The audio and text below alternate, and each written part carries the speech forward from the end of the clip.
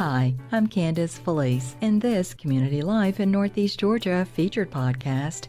Today we have a very special and distinct honor to thank someone who has been the mainstay of community, the now retired editor of the White County News, Billy Chism. Thank you, Candace, and it's a pleasure to be here. So for your next chapter, what do you think is in store for you moving forward? A lot of people have asked that question, and I keep giving the same answer as really I have no definite plans except to visit grandchildren, which I'm going to do in a day or two, and go down to Thomasville where they live, and they're not babies anymore. And that was a shocking thing when I began to take the pictures down from my bulletin board of Rose and Joe, who are now 9 and 7, and all of a sudden underneath those were other pictures when they were 4 and 2, and I thought, my gosh, where have the years gone? And it hit me very hard that, I do need to spend as much time as I can with them, because when they hit 16 and 18, they'll be gone and have their own lives, and, they'll remember me. But I want to be more than just a distant memory. I want to be a fond memory. So that's one thing, but I've got some other plans too. As we know, Billy, community and family are very important to you. And one of the sections of the paper that many commented on as being their favorite was down the Chism Trail. When you came to write this column in the paper, did you have any idea the impact that it would make on your readers?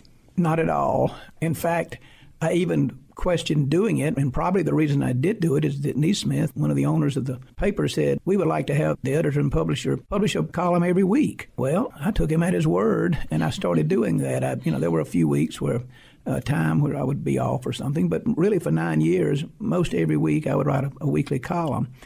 And I think it's one of those things that just grew on people. And to be honest, when I started writing about my grandchildren, it was only because it was just something on my mind. Mm-hmm. But I found something very interesting is that those columns got the most reaction than anything I wrote. And so from time to time, I would do the Rose interviews, and where I would play Candace Felice, I would have my pad and pencil and would ask Rose a question. And this started out when she was young, 4 or 5 years old. And she would give some very intelligent answers. In fact, I think her answers were better than the questions.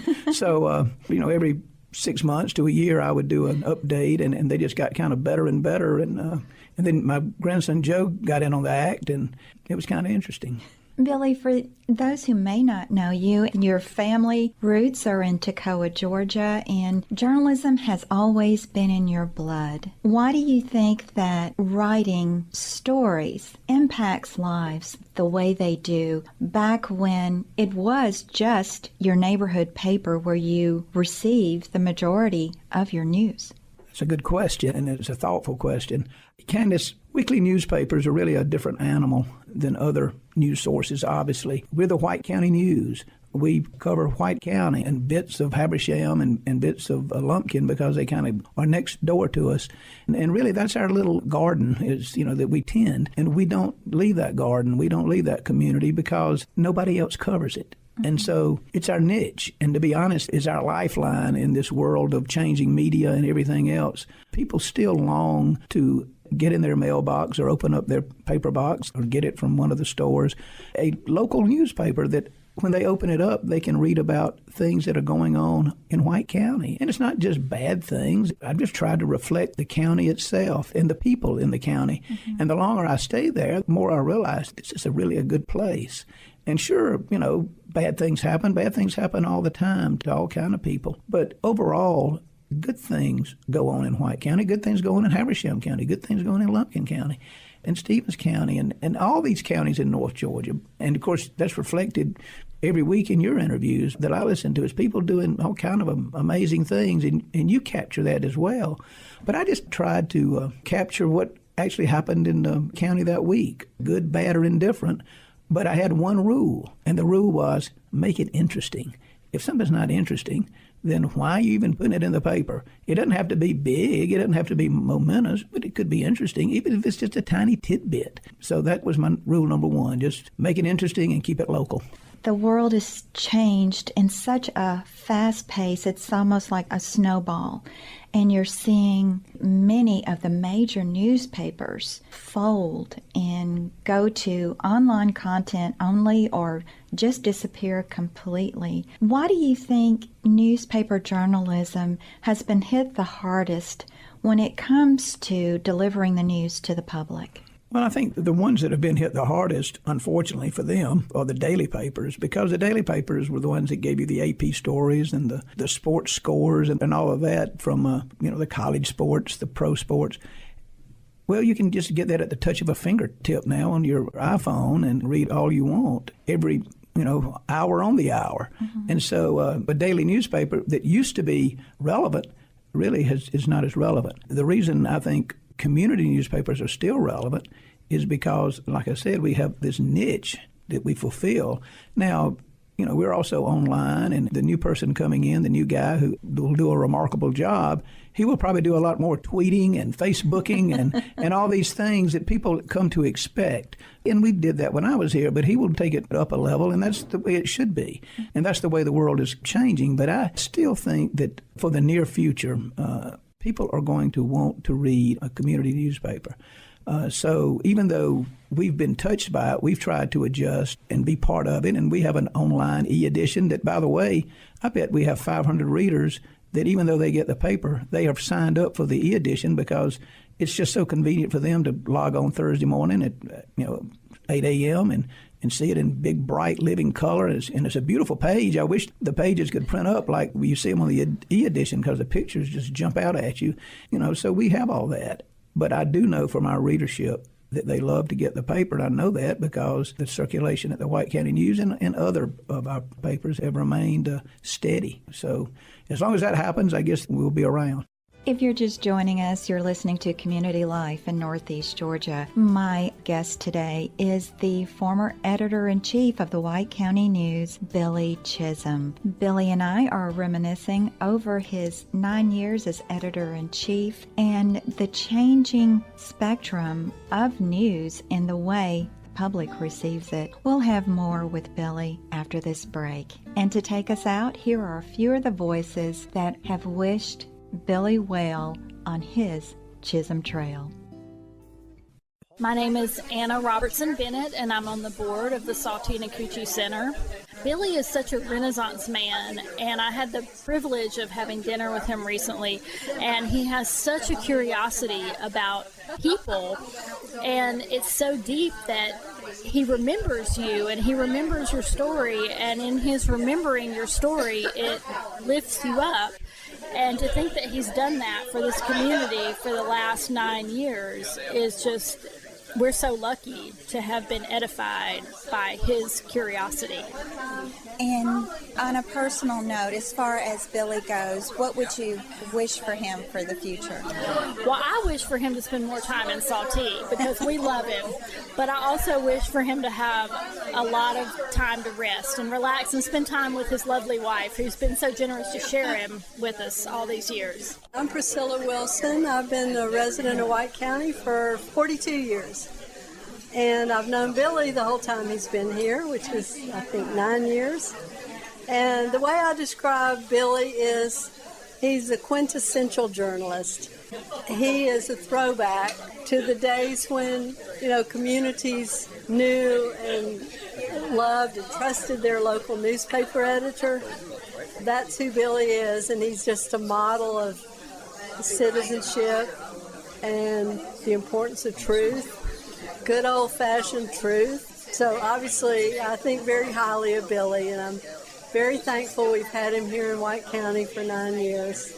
Besides what I've already said, he's just a fun guy. He's just a fun guy, and he was on our adult education committee at the Saltine-Cucci Community Center for a while, and he was just a real spark for education, and so I still miss him on that committee, but we'll get him back once he's had a little time to rest. Hi, Billy. This is Eve. And Michael Cook. And we wish you the best on your next adventure. We're so grateful to know you, and the community will miss you on your newspaper articles, but we are so happy to see what's coming next for you. Everybody's so excited to see your next project. They're sad that you are leaving the newspaper, but they're all sitting back and waiting for what comes next, for sure. What will you guys miss most about having Billy as the editor of the White County News, you think? Well, I feel like he's brought a lot of spirit to the paper and highlighted the sweetness of his community, but I also will miss his life on the Chism Trail because his stories are just... He's a hoot. Yeah, it's just straight from the heart, and that's gold right there. It's a sweet paper. If you could use one word to describe Billy Chism, what would that word be? The listener. I'd have to have the in front of it. The listener. Hey Billy, it's Judy. I hope that when you get retired that you and Emery and Patty and I can all stay talking to each other and keep having a good time. Happy retirement. And what has it meant to you having Billy as the editor of the White County News? Oh, it's meant so many things. Billy is always there for everybody. He's at every event. If he's not there, he gets somebody to cover it for him. And everything he writes, you know it's right on. It's the truth. He's got all the facts. He's just a great news guy. Great friend to Emery and I. We just love him. He and Patty both. Billy, this is Emery. I don't know where to begin. I remember the first day I ran into you. It was in Sweetbreads in Cleveland. Yeah, it's been a long time since Sweetbreads was in Cleveland. I was having lunch with Shirley McDonald and Judy Lovell. And I said, who is that funny-looking guy at the counter? And Shirley said, don't make fun of him. That's the new newspaper guy. And I said, I didn't really say that. But she did say, that's the new newspaper guy. And I said, well, heck, we need to meet him. So we met you. And that was the first time. And it was, you asked me if I did any writing. And I said some. And you said, well, that's good. Don't do a lot. You don't look like you know what. But it's been great. I don't know how many columns I've written for you, but I've enjoyed every one of them. You made them all better. 550 words is ingrained in my brain. But because of you, I think I wouldn't have written the books I wrote while you were here, and you helped with every one of them, and I appreciate it. And keep in touch. I know you're going to be a part of White County because you got a cabin here. Have a good retirement. The people here grace the house. We're lucky to have Billy, and we're lucky to have them come and help send him off to whatever future he's got at this point. He's been a blessing to this county, and I hate to see him go. But I'm a little envious of actual retirement. Sounds good to me. Joan King. If you're just joining us, you're listening to Community Life in Northeast Georgia, and our featured guest today is the former editor of the White County News, Billy Chism. Billy served as editor for the newspaper for a little over 9 years and is beloved by every one of his readers, and the most beloved part of the paper was reading down the Chism Trail. Billy, before we went to break, we were discussing how fast media has changed and the way news is disseminated and how larger papers are going by the wayside, but community papers, local papers are holding on because the community craves that sense of place. In telling your stories about your beautiful grandkids and just giving us life lessons through Down the Chism Trail, I would like to go back to your upbringing. Tell us about what it was like growing up in the Chism household as a young boy and later as a young man. What did your parents teach you? Well, that's an easy one to answer because even though I've been in Northeast Georgia for 42 years, and this is my home, and it always will be, I grew up in Southwest Georgia in a small town called Pelham, and my father was the editor and owner of the newspaper there. It was just a small weekly that, had about a 3,000 or 4,000 circulation, and my mother was a school teacher. She taught 5th grade, and I guess that's why I get this love of education. But I remember at the dinner table every night, my father and my mother would talk about issues of the day, and, they were very open with things, and they would let me join in, and they would ask my opinion. But what they mostly did is, I think I was very fortunate. I had a father who loved the community and loved people, and that's probably where I get my love for community. And then my mother taught 5th grade, and she saw all children as special, and she really wanted each one of them to succeed. And I think that's where I get a lot of my empathy for people is through her, because, I can still remember my best friend in 5th grade. She had him in her class, and I could not be in her class because she was my mother, but within a day or two, and she had known him for years, she realized that he could not even see the words on the blackboard because he needed glasses. And so within a week, he got glasses, and I can still remember John telling me, he said, man, I can see the leaves on the trees. I can see things that I never knew you could see. And no wonder, that, he might have been having some trouble with school because he couldn't read what was in the blackboard. But it took my mother only a day or two to figure all that out, and because she cared for him. So I grew up in a household that, I don't want to make it sound like it, that there weren't fusses and fights from time to time, but overall, we got the Atlanta Journal-Constitution delivered at our house. In fact, I delivered that paper on my bike. But we read it every day, and my mother read Ralph McGill and these columnists that took a stand for things, and that's when those Atlanta newspapers, in my opinion, were giants. They were really the voice of the state, and I realized I learned a lot from those newspapers, because even though I was just a little kid, I saw my parents, how they would read and learn more about the world and broaden their perspective, and they appreciated it, and they made me appreciative of that.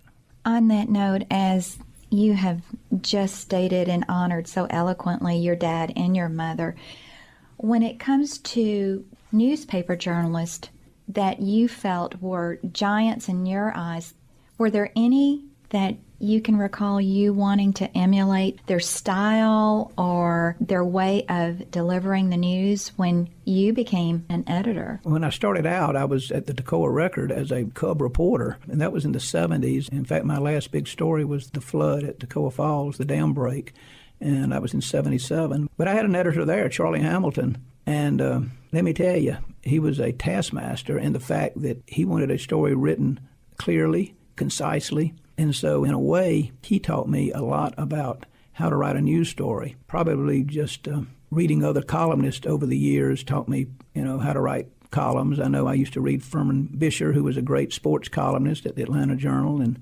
I can remember, Jim Minter, who would write a column for the Atlanta papers. And these people, touched me and influenced me. And I don't think it was any one particular style. I just knew when I wrote a news story, by gosh, somebody should be able to know what it's about, and all sides should be told, and it should be told in a very direct, matter-of-fact way that tells you what's going on. You don't have to try to figure it out. That didn't come easy at first. It took me probably 2 or 3 years before I could write a decent news story, and I hate to admit that, but it's true. It didn't come easy, and sometimes it still doesn't come easy, but it takes a lot of work, and then it takes some editing on top of that to make a good story. And as for columns, I think they have to come from the heart, and I think you have to have something to say. In fact, 90% of a column is thinking about what do you want to say, and then the other 10 is just writing it. It just kind of comes naturally. In covering the news as a cub reporter, and I appreciate your candor because, truth be told, everyone has a learning curve when you get into this business. Although you're educated in higher academia to have the tools, it is up to that individual to know how to work those tools to their best advantage. Over your lifelong career, were there any stories that really made an impact on you that you were really kind of scared to make sure that you got all the facts right before you sent it to press? Well, there have probably been many instances where sometimes I question whether I had enough information, and I wish I'd had more after the story was told. But for the most part, as you know, you're on a time deadline, and you get as much as you can, and then you just go with it. And for the most part, it worked out. I've certainly made mistakes. I have made mistakes as editor where I probably published something and shouldn't have published something. But it's just the nature of the game. But I think if your heart's right and you're trying to do your best, then those mistakes are minimized. As far as stories, the Toccoa Falls dam break was the biggest story I've ever covered because it was one of those, it was happening every day, even though the dam burst happened on an early Sunday morning. The whole week the town was out of water. It was just a crazy time. And, the radio was covering it every day, which was great. I would listen to the radio and find out a lot of stuff that happened that day. But then when that Thursday came, the town was expecting a thorough report that could, be a historical accurate of what really happened. And that's what we gave them. And I look back over, it's been a long time. I'm still proud of that week. I've never probably worked harder that week. This was a difficult time. but we just did it right. I don't have any one particular story that just jumps out at me. I just know that when I wrote them, I just tried to make them accurate and fair and readable. Billy, I just can't not have you read your favorite Down the Chisholm Trail. So this column is titled what, Billy? These Things I Believe. This is a column I wrote. It appeared in the August 25th edition. These Things I Believe. With only a few days left on the job, I wanted to share some things I've come to believe with all my heart. Our world is a sacred place. That's number one. This should go without saying, but I believe many people living today think of our earth as a place to ransack and destroy. Just look at the depletion of our forest throughout the world. What are we thinking? Work to keep it green and healthy. There's an old saying, the best time to plant a tree is 20 years ago. The second best time is now. In late fall or early winter, plant an oak tree or 2 or 3. Your grandchildren will thank you, so will your community. Here's another thing I believe. Lift people up, don't tear them down. This goes for all of us. In fact, some churches could use a lot less emotional rhetoric and more love and compassion. We all should be in the business of lifting people up, helping children and families whenever we can. Here's another thing I believe. Peace is harder than war, but we can help bring about peace. I can't remember a time in my life when wars weren't going on somewhere in the world. Let's face it, as long as there's evil in the world, there will be war. But that shouldn't stop us from doing all we can to bring about peace. My heart breaks, and I'm sure yours does too, when I see the needless suffering of children in Syria and that war caused by a selfish dictator drags on for 6 years. No child should have to endure the bombings, nerve gas, and utter chaos of a world gone mad. All wars are man-made. Peace never comes easy. But in our own way, we can bring peace to our part of the world and demanding elsewhere. Here's another thing I believe. The real economy is more than dollars and cents. Sometimes we get hung up on the national economy. Is the stock market up or down? My friends, it is always up or down and always will be. The older I get, the more I believe this truth. The real economy is our world, our ecology that provides us clean water, clean air, and usable land suitable to produce a harvest each year. And finally, we are all stories. When I published my first column for the White County News on August 23, 2007, I noted that we all have a story to tell. Now I realize that more than having a story, we are stories, all of us. Our lives, the good and the bad moments, the joyous times and the sorrowful ones. Really, each day of our lives tell our stories. My wish for each of you is a life well lived. In closing, Billy, one of the things that your readers and your friends, because they all consider you their best friend in the community, have stated, it hasn't gone unnoticed, is the sacrifice. Because there are sacrifices with all of the deadlines, the late nights, the bad weather, all of the things that an editor of a newspaper has to deal with. Their spouses also have to deal with that, and having you miss many dinners, having you sometimes maybe miss special family events. What would you say has stood out most to you about Patty and how she's handled the career that you've chosen and all the responsibilities and demands that it took not only on you but on her as well? Well, obviously, Patty, my wife, has put up with me for 42 years. And it started at the Dakota Record when I worked long hours. And, probably after 4 years of that is why I made a career change, is because we had a family and I saw that, I needed to do something else. And that's when I went into the world of corporate for 26 years. And that 26 years was the years that my children were growing up. And I don't regret, I walked away from the world of journalism, and I stayed in communications at Coates. But, I did it for my family, and I don't regret it. And it was just good fortune that I was able, after all those years, I was 56 years old when I became the editor of the White County News, and I'd been out of that career for 30 years, but I had that opportunity, and Patty was very gracious, and she said, yes, go to White County. And we had a cabin there, and I've stayed there, at nights and, and some weekends, and there were times we've been kind of introduced to each other, reintroduced, because it's I've been away a lot, and I've been working a lot, but it was what I wanted to do, and I got that opportunity, and I just thought, well, if I have this opportunity, my children are grown, Patty's retired, and we'll see each other. I just gave it all I had for 9 years, and really I guess that's all I had in me for that particular job. I hope I have some other things to do that will touch people as life goes on. This is like therapy. As I've heard other people say. They said I came away just kind of, feeling refreshed. cleaner. Yeah, just kind of refreshed and clean. You promised me that you would too venture out into the creative and write that novel or write that screenplay. So I hope we've not heard the last of Billy Chism and his creative writing talents. Candace, I hope you're right. And I don't know if there's anything I can say but thank you, because the outpouring from so many people has touched my heart like nothing ever has. So that's all I can say is thank you. And I'll miss everybody, but hopefully I'll still be around. Thank you so much. It's been a pleasure. Today my guest has been the former editor-in-chief of the White County News, Mr. Billy Chism. He served as editor of the paper for 9 years, and he will be sorely missed. Billy, you will always be one of my greatest heroes. God bless you, Candace. To take us out, here's a few more people who would like to say thank you for being Billy.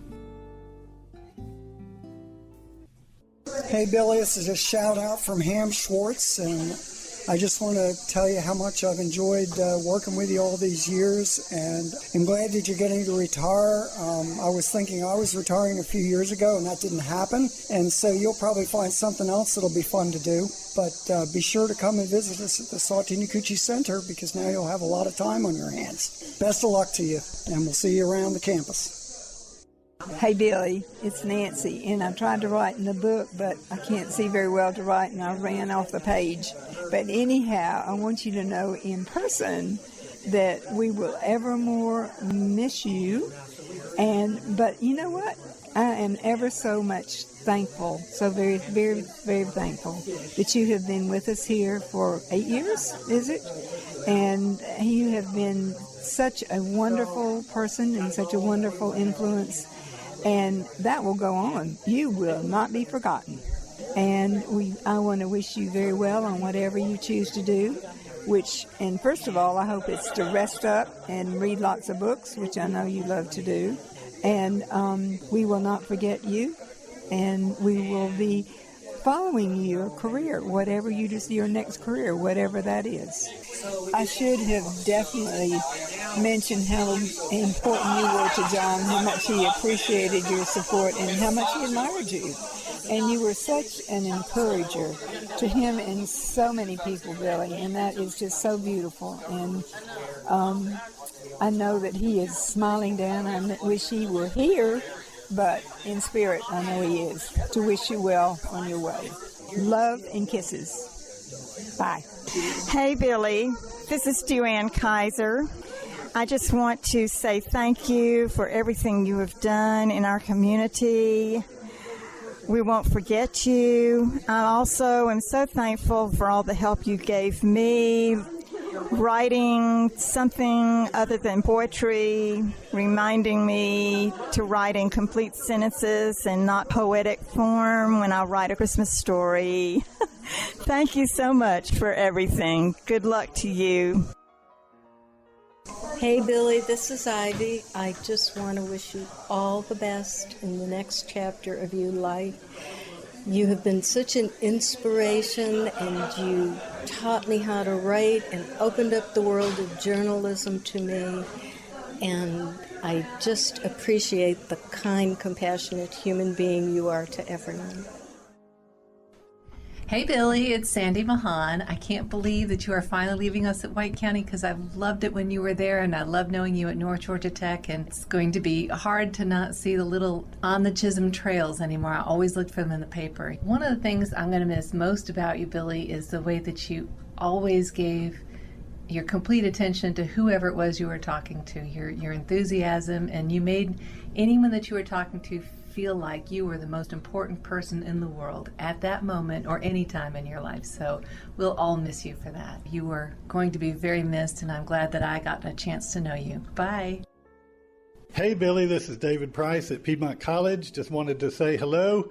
You and I started out at about the same time in Toccoa in the late 70s. It was great working with you then, and I thank you for all the support that you've shown Piedmont College over the years. I think, like everybody else, the biggest thing I'm going to miss is your sense of humor and your sense of community and community spirit. You get to retire just a little ahead of me, but hopefully I can catch up. Have a great retirement. Hello, Billy. This is Dale Van Canford at Piedmont College. Wishing you the very best in your retirement. You've done a great job of local news coverage for the Northeast Georgia area for years. Appreciate all the fine work and wish you the very best in your retirement. Have a great one. Hey, Billy, I hope you know who this is. And truly, you deserve time to rest and just do whatever you want. And you're a fantastic grandfather and father, and you've been the best husband in the world. And I look forward to you being home and us just doing whatever we want. We hope you've enjoyed this Community Life in Northeast Georgia featured podcast brought to you by WPPR Demarest, a Georgia Public and NPR affiliate radio station from the Piedmont College Demarest campus in the Swanson Center complex on 88.3 FM. To contact us, email wppr@piedmont.edu. And if you'd like to know more about local life and events in Northeast Georgia, join in on the conversation at Facebook at WPPR Demarest. I'm Candace Felice.